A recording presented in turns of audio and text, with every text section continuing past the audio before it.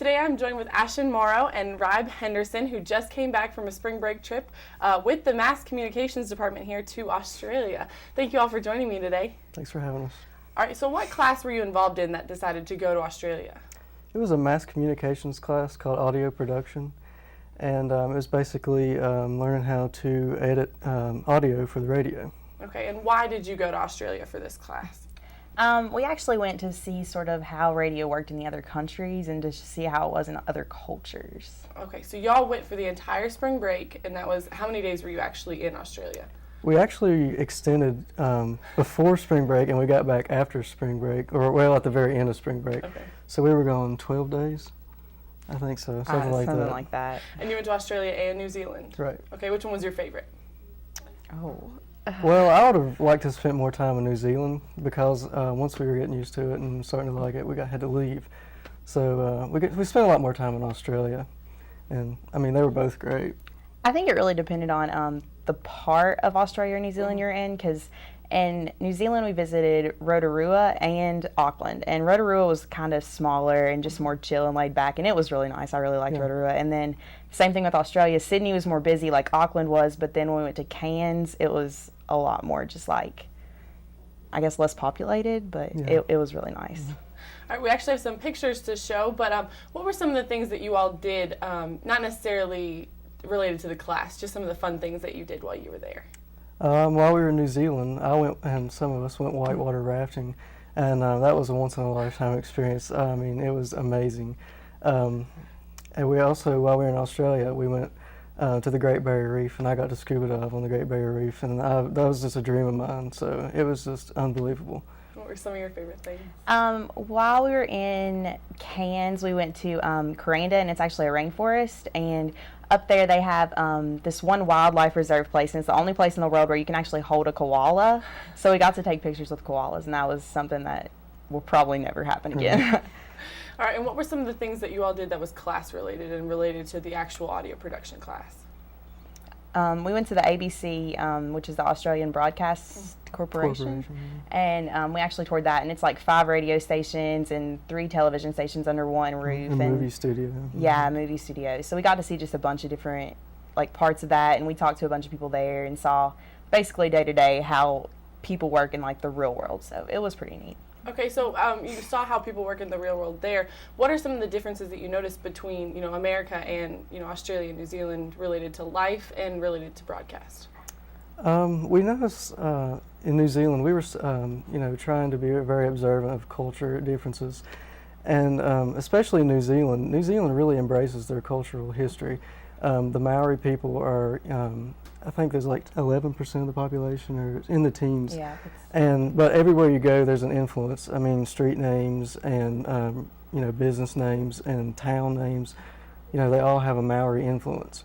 It was a little less when we went to Australia. It wasn't really as much Aboriginal culture. You didn't see as much in Australia.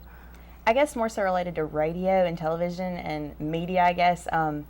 The Australian Broadcast Corporation that we actually visited was, is it non-profit? Is that how would you describe it? It's government funded. It's government funded, so it's not. It's sort of like PBS is here, as opposed to how our like regular TV and broadcasting systems function. So it was really neat to see how that worked. Right.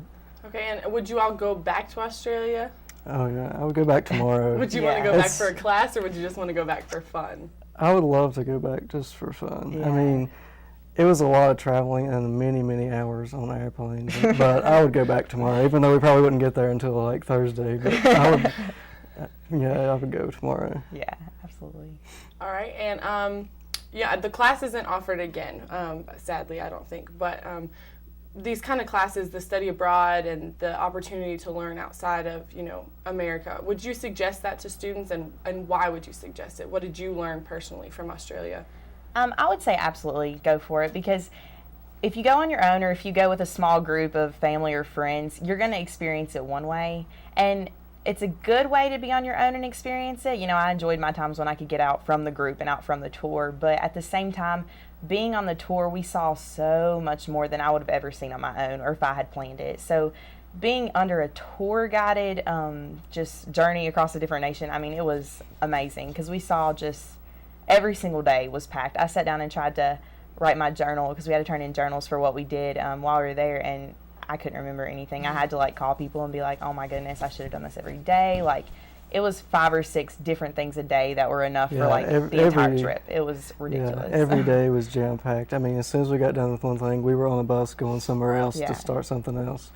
And most of the stuff we did would probably never even known about if we went by ourselves. Like the last day when we went to the Coranda village in the rainforest, we probably wouldn't have even known about that. We were together. We went through, we rode a tram across the top of the rainforest.